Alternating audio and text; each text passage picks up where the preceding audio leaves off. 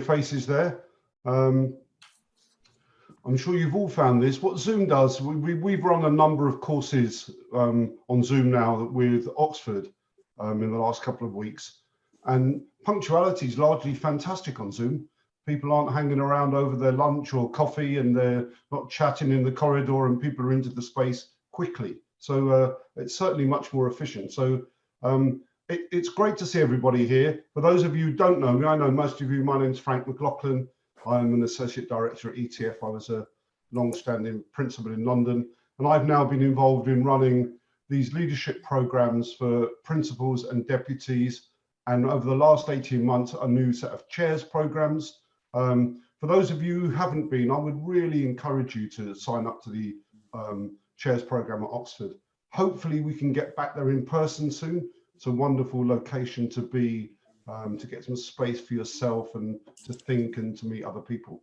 But it was off the back of the Oxford programs that people said this was really the first time as a group, and actually looking around there was 2 or 3 of you who were on that first cohort.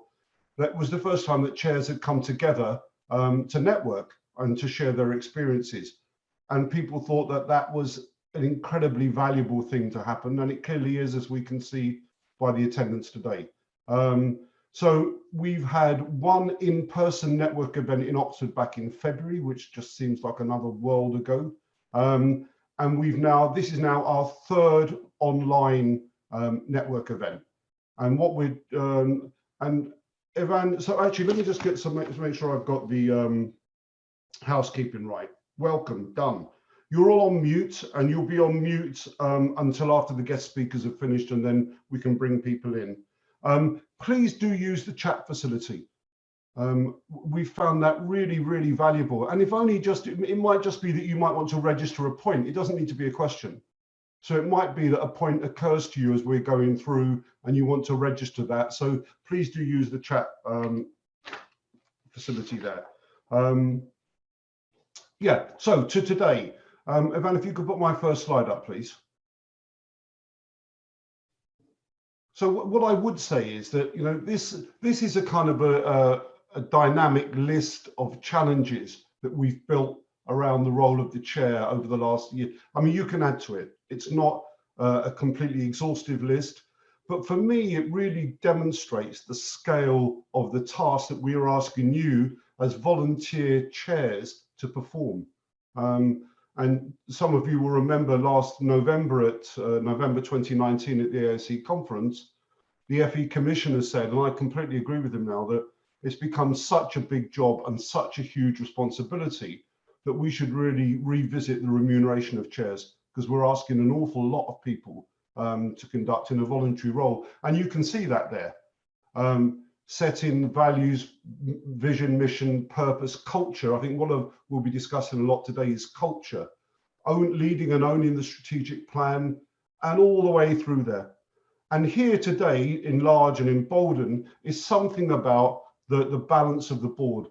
So the skills, experience, diversity, and capacity of the board was how it was summed up. And that's the focus of our presentations today. And before I hand over to our speakers, the next slide, Evan. We're really here thinking about diversity in its widest sense. I think when we say diversity, something will come to mind for you, and I suspect it will be something different for many of you. I just thought this is a really important quote about diversity, that in the run-up to the 2008 financial crisis, the IMF's ability to correctly identify the mounting risk was hindered by a degree of groupthink. And one of the things I think we've come to come back and challenge is where boards were really involved in groupthink, possibly in the past. Now boards are much more diverse, and diverse boards are stronger boards. So that's enough from me. I'm delighted that we've got a threesome. We've got 3 for the price of 1 today. Sally Dicketts, the CEO of Activate Learning. Pauline Odolinski, herself a long-time college principal, now on Sally's board at Activate Learning, and actually a chair in her own right at City of Plymouth College.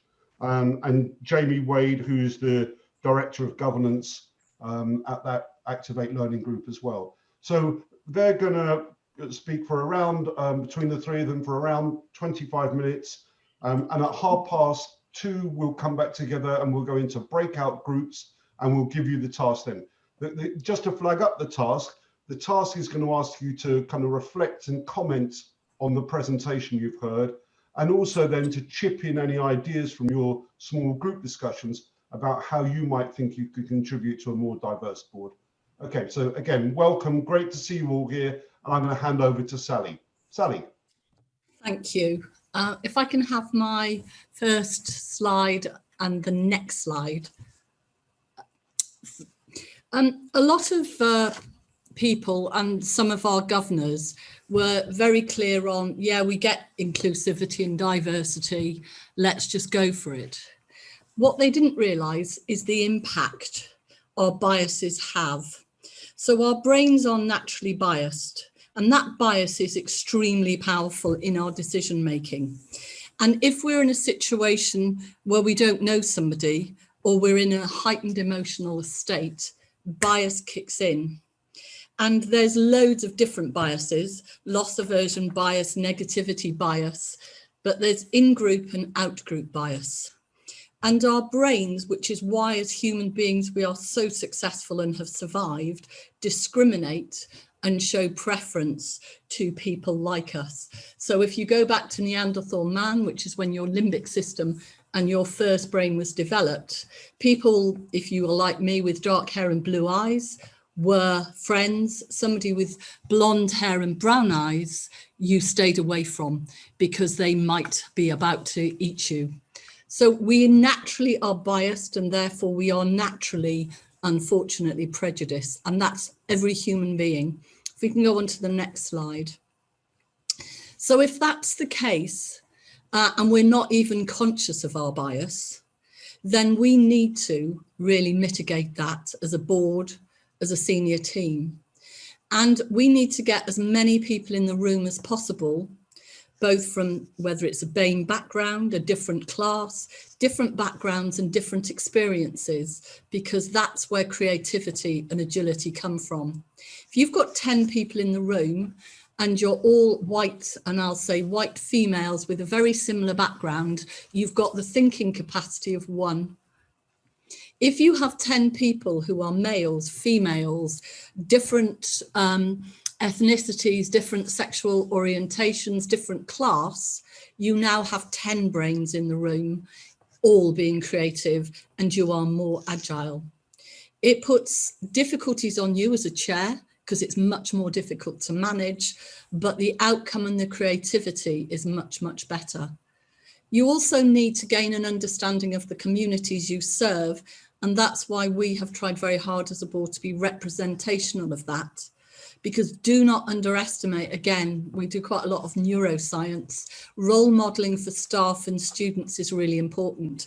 And if your bias goes to people like me, if you never see people like you anywhere in the organisation, and particularly in the leadership, i.e. the governing body, then is it an organisation that really understands you? And will it bring out the best in you? So for me, that's why diversity, inclusivity is so important. Our brains naturally are biased and prejudiced. Thank you. Handing over to Jamie. Thank you, Sally. If we can hop on to the next slide, please, and then the next one after that. Thank you. So I've been Director of Governance at Activate Learning. I've been here 3 years, and since I started, Pauline, who's speaking today, has been challenging the board to think about diversity at a board level. And particularly the Search and Governance Committee has been really keen that we have diversity of thinking rather than just diversity of as defined by different characteristics. So we've approached that in a few different ways. Recruitment has been really key for us. We've deliberately sought to batch our vacancies, and we've been lucky enough in the last couple of years to have 2 batches of 3 vacancies at a time. And that's been really helpful for diversity because panels tend to be less likely to select similar candidates. if they are selecting several at a time, they tend to select a broader range. They tend to go for complementary candidates, which means you end up with a more diverse board at the end of it. We have engaged with specialist recruitment agencies in both of those recruitments, and we have found that there's a return on investment there alongside our own recruitment activity. Last year we went with a generic board recruitment agency and we got 3 really good candidates from that. But this year we particularly wanted to focus on getting some candidates with a BAME background, Black and Ethnic Minority background, because we're aware that that was a weakness on our board. So we engaged with Inclusive Boards, who are a diversity-focused recruitment agency. And we were really pleased. They helped us to develop a candidate brochure that had a particular statement on equality and diversity and made commitments about what we would do to support candidates from a diverse background. We had about 1/3 of our candidates were from a BAME background, and we had 2 appointable candidates from that background at the end of it. Once we'd got the candidates in the long list, we went through quite an involved recruitment process. This year has been quite different, obviously, because of COVID. It had to be entirely online, which forced us to be a bit more creative than we had been previously.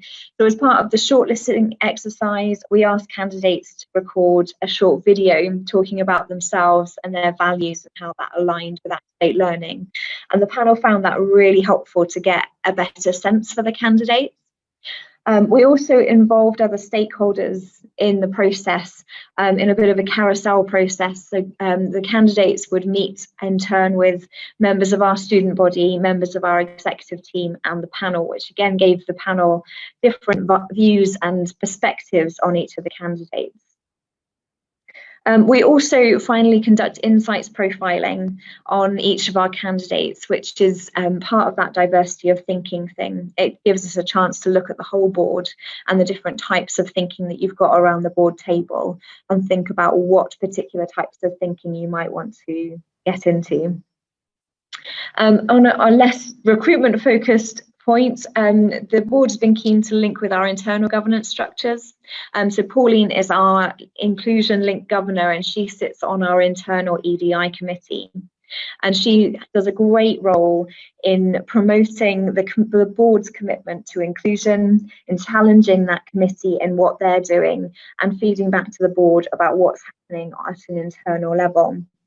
That's meant that we've been able to set our own governance objectives as part of the work of the committee. And this year, governance will be part of one of our key EDI themes for the organisation. As part of those objectives last year, we started collecting diversity information about the board, which has supported discussions at the Search and Governance Committee about how we move forward in that area. Sally touched on it just now, the importance of visibility. And through discussions at the EDI committee and through a group of staff who've been convened after the Black Lives Matter movement, it became clear that our staff don't really know much about our governing body at all. So we've got some work to do to raise the profile there, to make sure that our staff and our students have role models that they can look to in the leadership of the organisation. And then the other piece that is a future challenge for us is continuing on that diverse thinking. It's been a conversation at the Search and Governance Committee for a while, and it sadly has been delayed by not being able to meet in person because of the pandemic. But there are some great ideas out there about challenging questions and looking at how we can help governors to bring their whole selves to the board as well. So on that note, I'm going to hand over to Pauline, who's going to give you a bit more perspective on Activate from her role and a bit about what she does at Plymouth. Thanks, Jamie. And if you could go to my first slide or the next slide, please. Thank you. And I have found, actually, I have to say, it's a real privilege to be working with 2 different boards. So I have the luxury of learning from the experience of Activate Learning and putting some of that into place in City College. And what I want to do is just to talk about a couple of things that have already been mentioned. But for me, the first thing is to say that I think the next step in the thinking is thinking about the intersectionality of members of the board and how well we actually know board members. And for me, a simple way of describing intersectionality is that we all see life through our own lens, don't we? We know that because we are the sum of the parts of where we've come from, our background, our education, our social groups, all of that makes us who we are. But actually what I think intersectionality makes us think about is it isn't just about the 9 protected characteristics anymore, that we know that if we describe people, it's a strange way of describing people, but I like to think of that our identities make us a bit like an onion, that we are made up of many, many layers of different identities that have come together because of our background, our age, our social groups, all of those things are different layers. So for example, I would describe myself as a woman, I'm old or older and white, I'm a Christian, I come from a rural working class background. All of these things bring me my values and my beliefs. And actually the more we can try to get understand from people on our board what makes them, what are their drivers and what are their beliefs, the better we are going to understand where they're coming from and how they can help us with that richness of diversity. So one of the things that we are particularly focusing on is we have our own stories to tell, and what we want to do is to encourage people, particularly the board, because they're the role models, to actually talk about themselves and talk about those deeper things in courageous conversations and talking about that what might be their biases and how they can overcome those. And the more we talk about it, the more I think the more we benefit as a whole with the board. Next slide, please. And I have to say, you know, there's many ways in which we can do that. I'm just going to share with you some examples that we've tried in case studies and just give you some ideas. But one of the first things that we did at Activate Learning a couple of away days ago was, I'm putting them up for the screen, I don't know whether you can see them, I'll show you later. We, in our dinner overnight with the board, the facilitator shared with us some reflection cards, and we played a game after dinner on reflecting, and the questions ask about, you know, the deep thinking that people do. And that was just so interesting to find out about individuals, but it's, you know, it's a very good way of trying to get people to open up.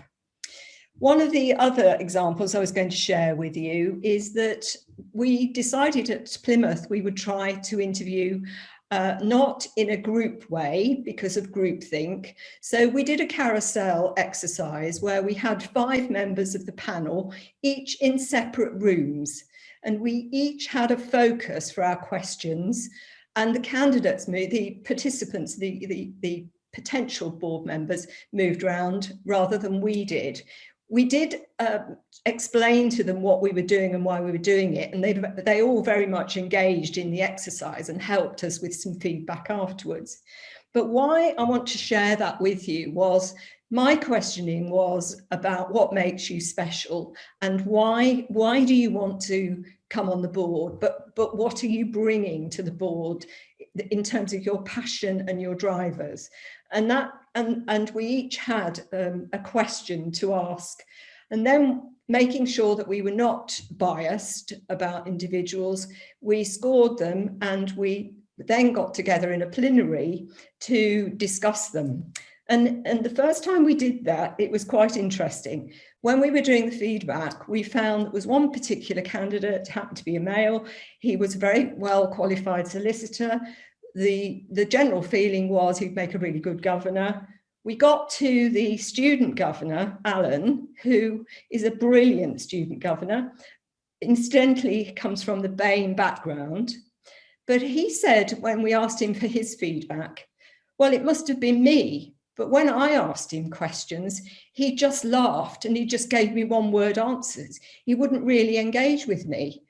So we all kind of looked at him and took a sharp intake of breath and thought, absolutely, this isn't the kind of person we want if they're going to be so rude to our student governor. And maybe there's some prejudice there that we wouldn't have known about had we interviewed as a panel, because I'm sure he wouldn't have been like that if we'd done it in a traditional way.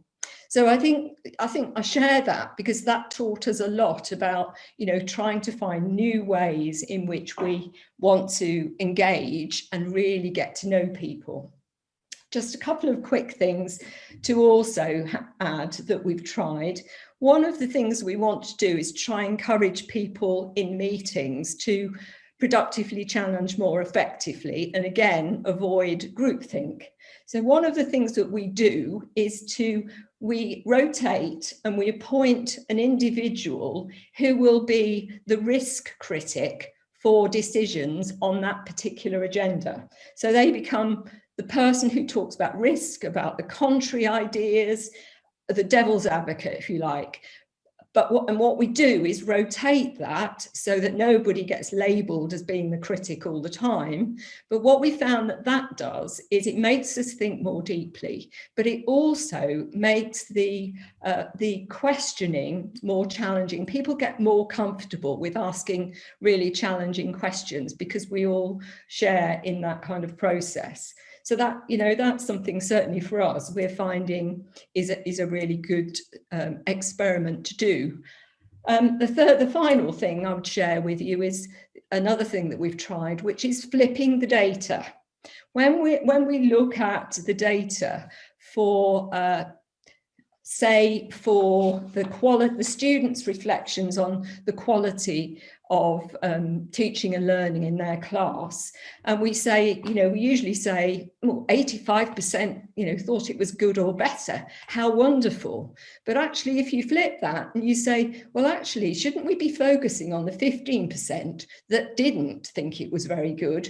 And who are they and what are they? And what are we going to do about them? And let's focus on the minority data as much as we're focusing on the positive data. So those are some of the ideas. And what I would say to you is we feel we're on the start of this journey, but the more we do and the more we try and the more we engage more broadly, the richer we feel our board is becoming. And the more reflective, as Sally said, and as Jamie said, the more reflective the boards are of the student population. So I'm going to stop there. Thank you very much.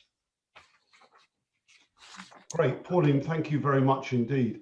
I think it's really, thank Pauline, Sally, Jamie.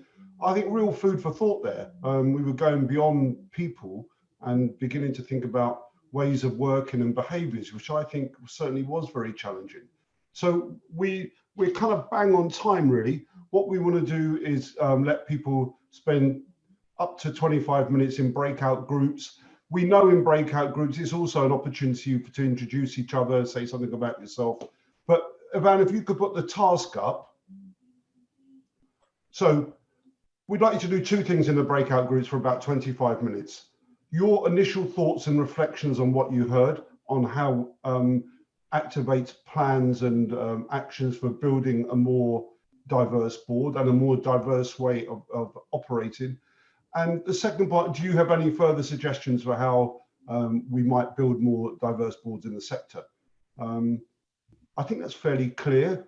So as ever by Zoom, by magic, you're going to be broken out into 5 groups.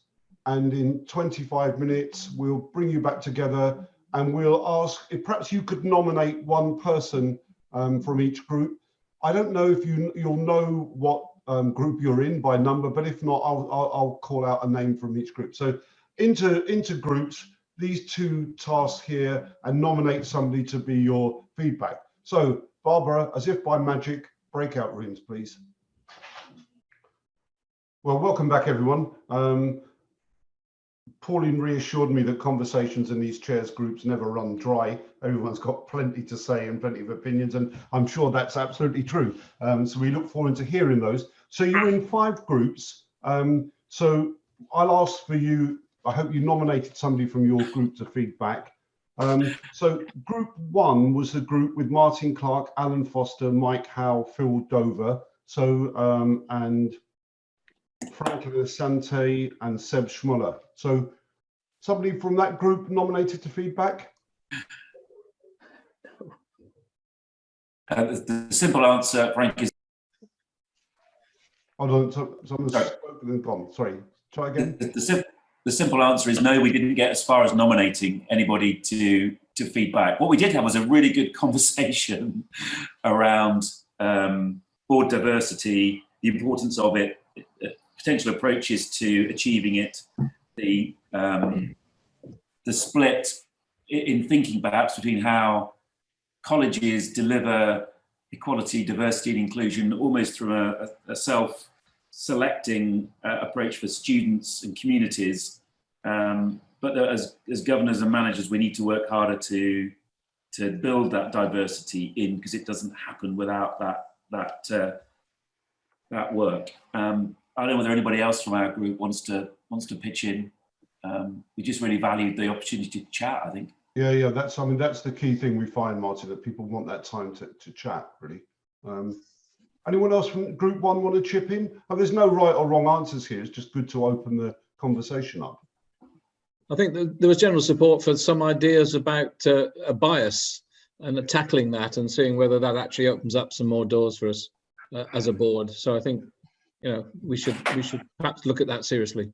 Okay, very good. There was one item that was particularly interesting to me. We touched on remuneration and then skewed it the other way, thinking about the student governor and the difficulty of getting student governors to attend on a regular basis because they're choosing between part-time jobs and the board. And one of our numbers spoke about having given a sabbatical role for a student president, which was actually therefore a paid role, and brought them onto the board and proved very effective in getting engagement. I thought that was something really interesting to think about. Yeah. Actually, Ivan, if we could make a note of these things, I think that's I know that has worked. When my own college, when I was principal, that worked very well, actually. A paid sabbatical for the president, who was then also a member of the board. So it has been brilliant for us at Wiltshire this academic year. We've had far better engagement, really rich quality stuff from our student union president, because she's effectively paid to be that interface and to worry about students. It's really proving beneficial. Can't speak highly enough about it.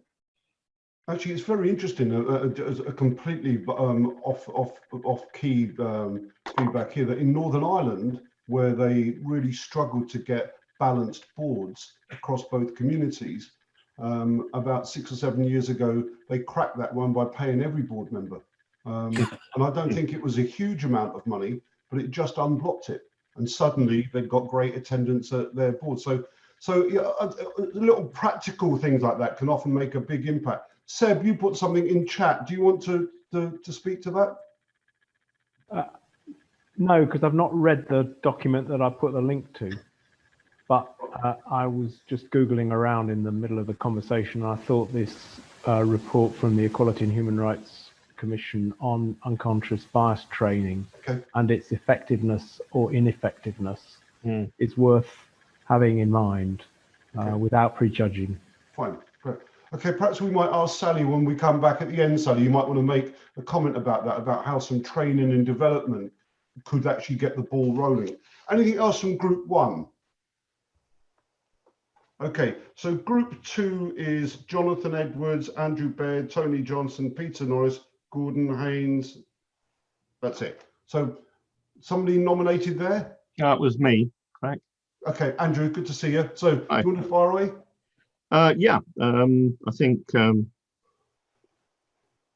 there was a strong feeling we really needed to make sure that we were still recruiting the best governors to fill the skills gaps we had on the board.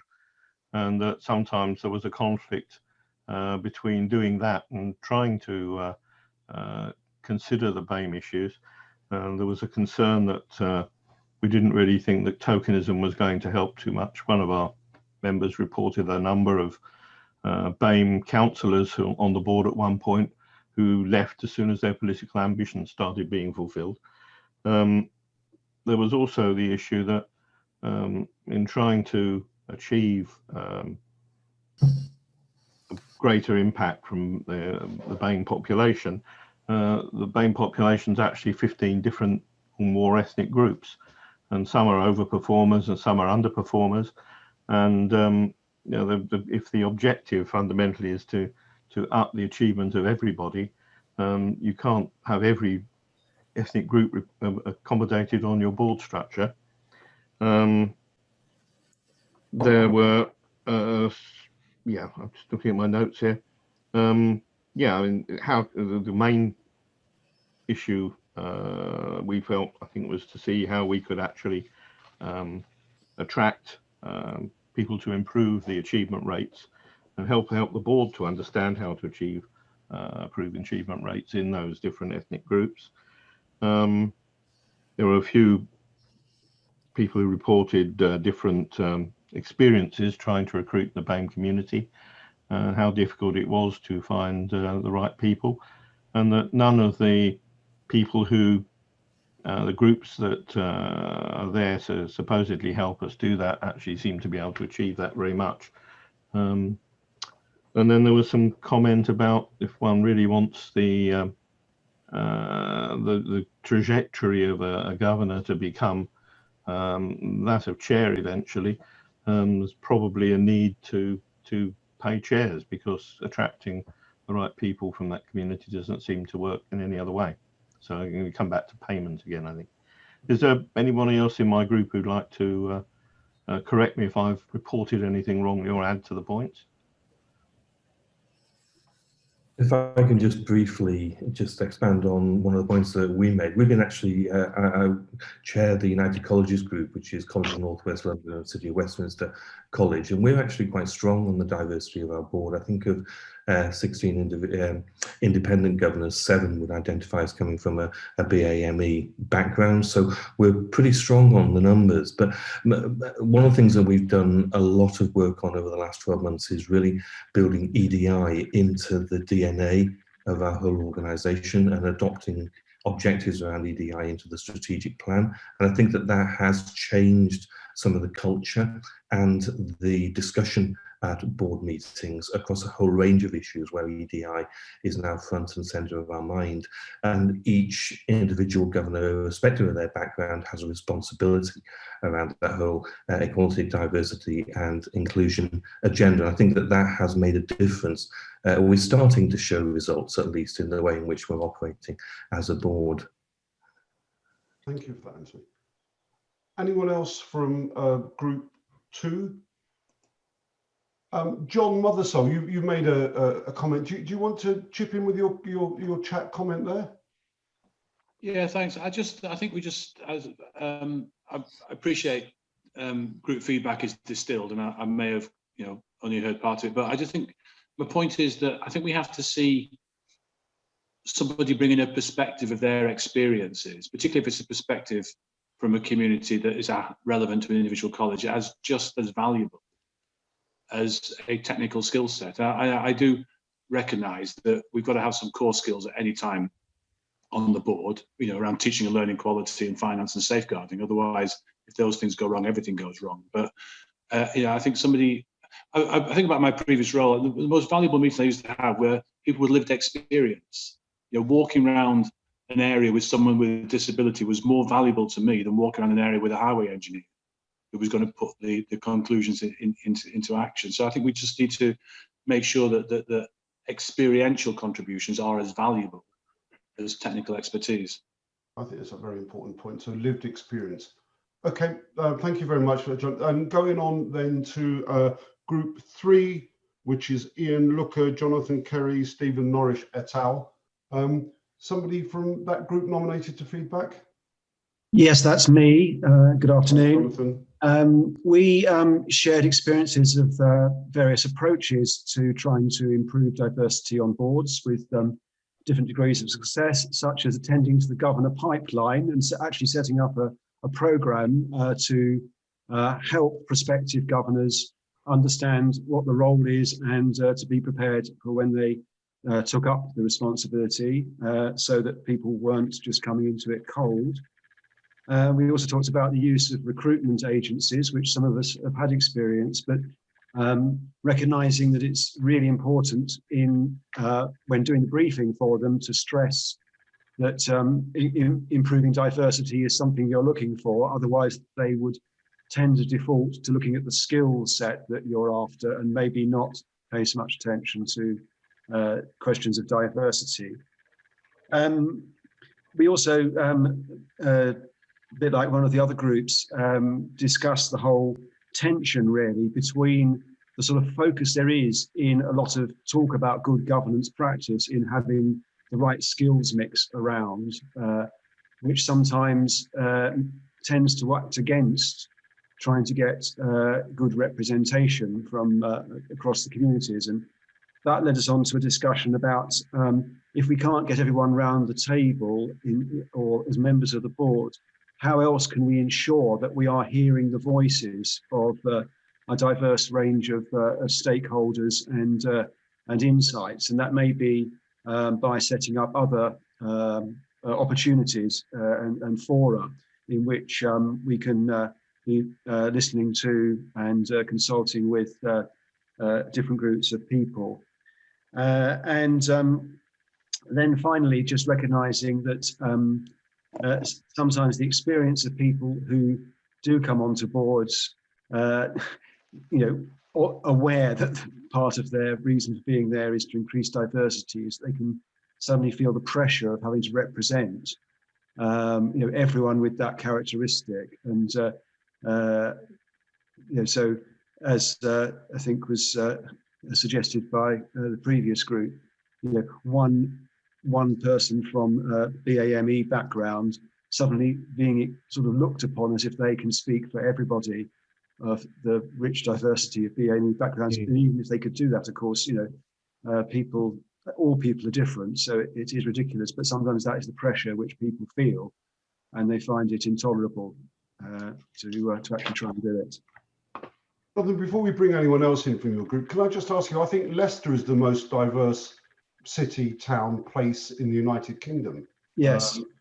How has that gone in terms of a board that, I like John Mothersole's thing about reflects the lived experience of the communities in it. So how has that been for you in trying to get a more diverse board? We've failed miserably. At the moment, we have a total membership, if all places are filled, of 20. Currently, we have 2 governors who are of a non-white ethnic background. We did have 5 until the summer, but 3 of them were elected staff and student governors, and they've been replaced by white elected representatives. So we are currently using a recruitment agency to fill 3 vacancies that are coming up in the next term. And we have particularly asked them to help us to improve the ethnic mix. But even if all 3 of those places were filled by people, it would still only, the BAME background, it would still only be a quarter of the board. So and your student population would be what, 70, 80% BAME? It broadly reflects the community, so it's not quite as much as that, but it's certainly over 50%. Yeah. I know when I was a long-standing principal, our college was 70% BAME. And one of the feedbacks from the students was, took a lot of winkling it out actually, was that they felt that their own self-esteem was undermined by not seeing senior people reflected. It wasn't fantastically political point they were making, it was quite a personal point really. Why don't I see people like me who are in these important roles? So, but John, thank you very much for that. So that's group 3. So group 4 is the group with Will Abbott, Paul Quigley, Tracy Cotty. Somebody nominated from that group? I'm going to say I was nominated. I wasn't, but I thought if I said I was, it makes it look like we knew what we were doing. Good man, go for it. we talked about the carousel approach in terms of, so just reflecting on some of the points that came through, we felt actually that the carousel approach was a really interesting one. And we were all using slightly different approaches actually in terms of mixed panels or smaller groups, but actually the carousel approach, the one-to-one, was really interesting. I think from our college perspective, a much more, we don't use recruitment agencies, have not used recruitment agencies, so actually a much more structured approach and actually using recruitment agencies is really interesting to think about. Moving on to other ideas, we talked about, one of our group was saying, well, actually a lot of what he heard today was kind of meat and drink for his background in the industry sector. So quite interesting, actually, in the education sector, we're still talking about that, but actually, that old mantra of you recruit the best person for the job is something that he's lived with for many, many years with an industry background. So I think that was interesting. We talked about the cultures, the different cultures within the BAME community and our community and everywhere else, and whether there's issues there that actually impact on the recruitment, and the need for us to really understand what the barriers are and do everything that we can to remove the barriers to encourage people to come forward.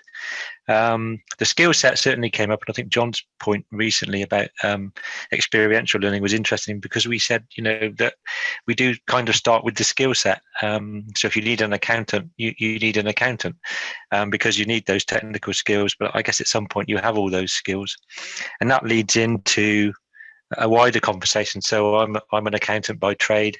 Our office is just outside of Cheltenham. So if you want to recruit accountants from the BAME community, you need training accountants from the BAME community. And one of my interests in diversity is not just with the college that I'm involved with, but with our firm as well. So actually, it's a conversation we've been having for several years in terms of how we attract trainee accountants from those communities. And clearly, I guess if we were based in London, it's nonsense to say that there aren't accountants from the BAME community, but we've always found that a challenge to recruit those. So again, it's a societal thing, isn't it? So if it's hard to recruit an accountant from the BAME community if there aren't any. So somebody else has to train those accountants, though, because the colleges are doing some of that. We talked about diversity in terms of our own boards, in terms of male, female, older, younger, length of service. I thought was an interesting point. So I was involved with another organisation, and it seemed to me that if you needed to be a governor there, you had to go to their institution, had to be an old boy, and you had to have about 10 years service on the board. So actually bringing new faces in regularly so they do get different perspectives is important. The final thing on skills was actually the difference between whether you have a real pressing need. So one of our group had been through the special measures and the replacement of the board, so the need to recruit skills was paramount over everything in a very short time. So then it felt like the other stuff became more that would be nice to have later on when we've fixed the major crisis we've got facing us. So I think that was an interesting point too. So hopefully I've covered most of our discussion, but it was really interesting discussion, I have to say.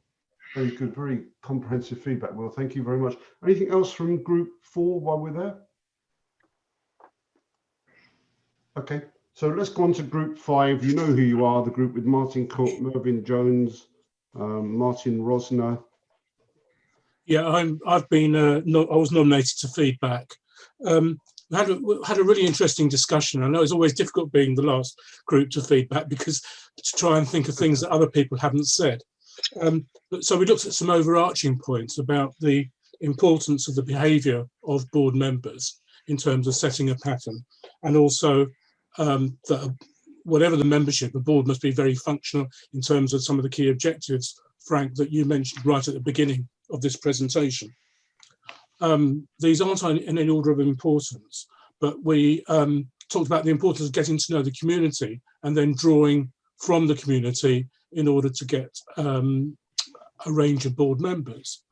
But balanced against that, one of the members in our group came from an area which was 97%, I think it said 97% white, and that the idea then of getting diversity in terms of ethnicity was actually quite a major challenge.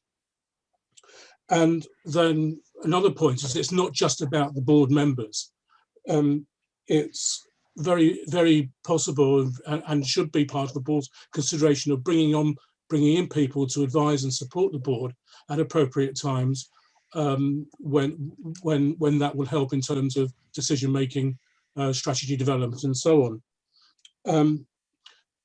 Another comment that we made is that probably, although it might change in the last year or so, but probably over the last 10 years, the way that boards recruit new members and perhaps even recruit chairs of boards hasn't changed that much, and that therefore perhaps it's not surprising that the membership of boards hasn't become as diverse as it needs to be, and that therefore if that is the case, then all boards must consider how they recruit new members and look at different ways of doing that. And we felt that some of the examples from Activate in terms of how board members recruited were really interesting and challenging in different ways of doing it. So I think that was a very important point. Again, like other groups, I spent a lot of time about the need to recruit members beyond a specific skill set and board members, and that is in terms of how we present vacancies on the board to prospective people, the type of approach that we take. But in relation to that, the other side of it, one of the difficulties and challenges of recruiting board members with specific skill sets is to actually get them to think outside of their skill set so that they can actually contribute more widely to the work of the board, rather than saying, oh, that's an estates issue, so I will comment now. That's a quality issue. That's not in my skill set, so I'm not going to comment. Which actually comes back to the first point that we made about the behaviour of board members, encouraging them, developing them, supporting them to adopt the type of perspective that we know all boards need. I think that's probably about it. Well, you've done, for a mopping up, Martin, you did fantastic work. You covered a lot of ground there. So any other comments from Group 5? I do think I'm going to hand back to Sally and the team now for some kind of comments, but I think the things you mentioned at the end there about the recruitment processes are very important. I think the FE Commissioner, I'm sure you will, it's worth it for newer chairs among you, if you haven't seen the FE Commission, it's worth getting a couple of the past editions as well from previous years. He does make the point about how boards recruit. And, you know, and from my own perspective, an open and transparent recruitment process is critical to getting the kinds of changes we just described. I am surprised that there are still, literally just today, I spoke to a principal who said that there's an old boys club actively working on her board, where people are tapping other people on the shoulder, and there wasn't any openness and transparency about the recruitment process. So I think that's a given, really, that you've got to have that to move on. But I know that I see a couple of nods, because I know that a couple of you I've worked with, and you've been out for very open processes to appoint your boards, and I think boards are much stronger for all of that, actually, that you've got that stuff. So shall I hand over then back to Sally and Pauline and Jamie for some closing comments, and then we'll wrap it up. So Sally, you first, and then pass the baton to Pauline and Jamie, please. Certainly. Can I pick up the comment on unconscious bias, which is a really interesting one? As Jamie has alluded to, we have a group of about 35 staff that I'm working with who are across our 7 colleges, all from a BAME background. And we also have an unconscious bias training, and they've been in part critical of it. So I've read quite a lot of information which actually argues that unconscious bias, if you do one training program in it, can actually make your unconscious bias worse, not better. And that what you need in unconscious bias is you do need to have conversations. You can't just do an online program, tick, I now know I'm biased, and off I go. That you have to constantly be having those conversations, challenging behaviours, not, and this is a big thing, because I'm also mixing with a whole group of white staff talking about white supremacy, and I won't bore you with that, but is what if you make me feel really guilty and lousy about my prejudice, it just goes underground and I become worse. So how do you create a climate where I can actually talk about my prejudices? And we all have prejudices, and I'm working with a group of principles about prejudice and what that does in your organisation and your culture. So I think the debate about unconscious bias is a really interesting one, and it only works if there's a constant conversation about it and you help people to face their unconscious bias. If you do a whole set of training and tickets, you could be getting into worse trouble. The other thing that's been quite interesting is the CBI have been doing some very interesting conversations on diversity in business. And one of the things there has been the conflicting messages about recruitment. So one of the things that a lot of the people from BAME backgrounds are saying, that if you genuinely want to change your organisations, then you do not, and we've always recruited blind. So anytime you apply to us for the last, oh God knows how many years, probably nearly 10, we get the applications all blind. They're actually saying that that is now poor practice. You should actually, if you're an organisation genuinely wanting to open up, you should stop doing blind recruitment. So that was my other thought, is that things constantly change. And when you think this is the right way to act, something else comes into place. And therefore you just have to look at it. And like everything, and Martin's comment on behaviours is correct. It is, are we open? And are we open to curiosity and just listening to other people? Because that's the start of diversity inclusion. If you judge people, make them feel bad, then you've lost them from your organisation, from your board. And inadvertently, we all sometimes do that. So it's just about how are our behaviours helping or not helping in our organisation. And at the end of the day, we're not saints. So sometimes our behaviours will be inappropriate. And again, we just have to look at those and apologise, because certainly I make lots of mistakes on a, unfortunately, probably hourly basis, but certainly on a daily basis. So thank you. And I'll pass to Pauline. Yeah, and actually, Pauline, before we come to you, can I give Jamie a little task to think about when we come to her? Could you give us some advice, Jamie, on what your understanding of best practice in governor recruitment is? Once you've done. So, Pauline, over to you. Yeah, just a couple of things. What was coming to mind when we were talking earlier about role models and having BAME representation. I'm mindful of and thought back, there's a female principal in London who was talking on the Women's Leadership Network about how she is invited onto lots and lots of things in London because she's a senior principal, and she's also Black, and she is also from, she's foreign, so she comes from a foreign country originally. But she said, so I'm labelled with those things, which is why I'm interested in the idea of intersectionality and stripping away at some of those stereotypical thoughts that we have about people, because actually she's much more than that. And she said, I want to go on a board that values the thinking I've got, the ideas I've got, the things I've done that have been creative and innovative. Yes, I will represent but I'm not just there to represent my community and answer questions on that. So it's reducing the stereotypes of how we think about people who represent, and making it much broader, and making them feel more valued for the wholeness that they're kind of bringing.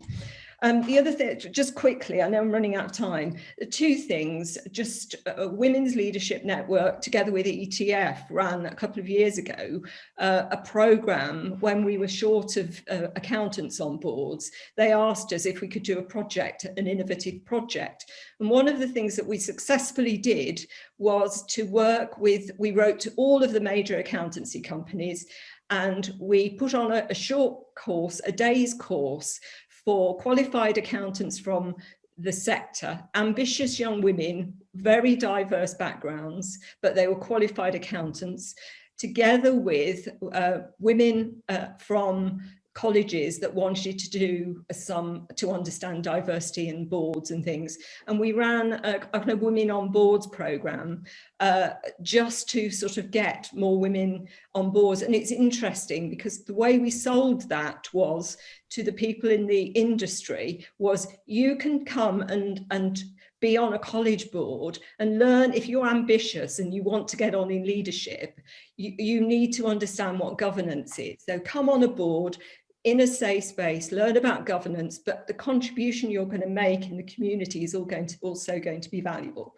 So I think I just share that because I think we've got to be a bit more creative about how we attract different people to come on board with the value propositions that we're giving them. We're supporting them and nurturing them through training and development on governance, but at the same time, and we had a 50% take up of the places that we ran from people successfully going on to boards, which I think was phenomenal. Great. And actually, let's make sure that we're tracking those. That's a really great example. And Louise Richardson in the chat asked a similar question. So Pauline, I think that's, so finally, Jamie, to you, and then I'll wrap up. Fab, thank you. It's a really good question about best practice. From my point of view, I'd say governor recruitment best practice is very similar to staff recruitment best practice. You know, these are some of the most important roles in our colleges, and we should be approaching those roles with the same robustness that we would our senior staff appointments, and making sure that we are advertising far and wide and getting the message out there, making sure that everyone goes through the same fair process. Even if they have been a friend of someone on the board and have been highly recommended, they go through the same process as everybody else, making sure that everyone, the panel are really clear on what they're looking for, just the same as you would with a staff member. And then right through to the induction, making sure that actually you're equipping people, not assuming knowledge, which can be quite off-putting for people. I'm hearing loud and clear, and I completely agree with the challenge of getting the skills as well as the diverse backgrounds. And I think there's a challenge for us in terms of what we value most. We've talked about how we could get people with different backgrounds in a non-governor role. I'd say there's the same opportunity for skills, and there's a question for us about what we value most. And a bit like Pauline said, there's an opportunity for creativity. Activate Learning is fortunate in that we aren't tied to a particular location. But one of the things that we'll be able to consider in the future is we've moved completely online this year. We're looking forward to getting back in the boardroom, but actually, is there value in having perhaps a half and half method, which means that you can draw on people from a wider locality and give you a better pool for seeking the kind of diverse candidates that you would be looking for. And I think that creativity is really important. And finally, I'd just say the culture of the board. I think we need to be careful not to try and eat the whole elephant in one go. If your board is not very diverse and you're really struggling to get people who have different backgrounds, it might be worth looking at the culture of the board first, and that diverse thinking piece ready for when you do get people from diverse backgrounds, so that they're not coming into an old boys club or a situation that's going to be very uncomfortable or feel tokenistic. Great. Jamie, great. Well, what a thought-provoking hour and a half we've had. So if I could thank our speakers, Pauline, Sally and Jamie. Little clap, you can put your little emoji up if you want to thank them. So thank you all very much for that. My final parting words is that this is, Jamie mentioned culture, this is about culture. And I think that, you know, governance has moved centre stage. And when colleges get into trouble, the question's immediately asked, where was the principal and the CEO? But where was the board and where was the chair? And it's the board and the chair who are the custodians of the strategy and long-term culture of the organisation, not the CEO. Not many CEOs will accept that, but that is the truth. It's the board and the chair who are the custodians of strategy and culture. And as somebody said, culture is the shadow of the leader. So this is yet another responsibility to throw back to chairs of boards. I think it's a really fantastic challenge. It's the right challenge for the world that we're in, actually. and maybe we've made a small start here today. So Ivan, we're going to do one more of these chairs networks in the new year, and then we'll have a program set out to take us forward, because I think they're invaluable. And we hope, of course, to get them back in person. But in the meantime, it's a really good way, and we'll make sure that we mix you up and you get to know and see each other as well. So thank you all very much for attending, and look out for the next notification, which you'll receive just after Christmas. Thanks very much indeed, folks. One final request: if any of you have any ideas, do please drop me an email. I'm always looking for new ideas from your issues that are concerning you. Okay, thank you all very much. Thank you, Frank. Thank you very much again to our speakers.